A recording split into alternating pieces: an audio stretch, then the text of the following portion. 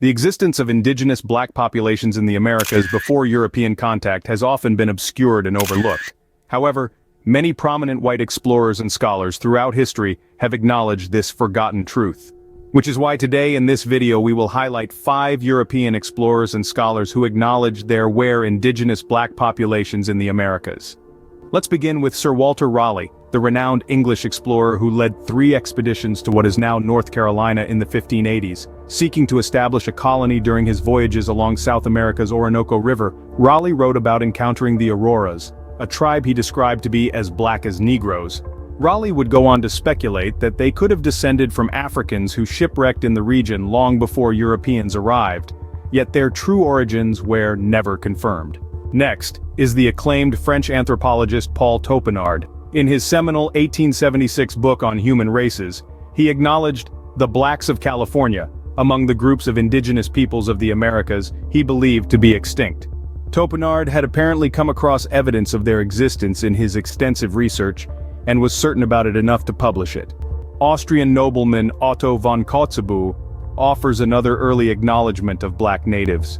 As a lieutenant in the Russian Navy, he led an expedition mapping the Pacific coast of North America in the 1820s.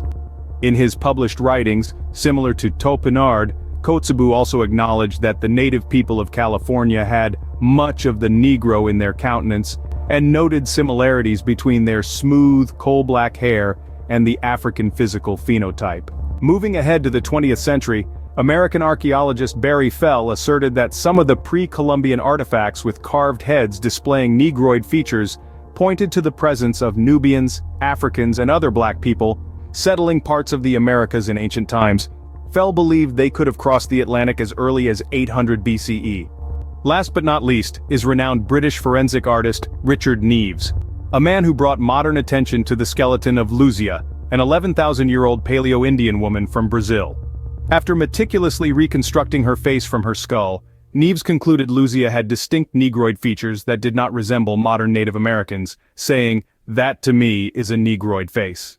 While their valuable perspectives have often been buried over time, we cannot overlook the honest testimonies of these and other white scholars who recognize that black people have existed among and are part of the indigenous populations of the Americas, going back untold generations before Europeans arrived.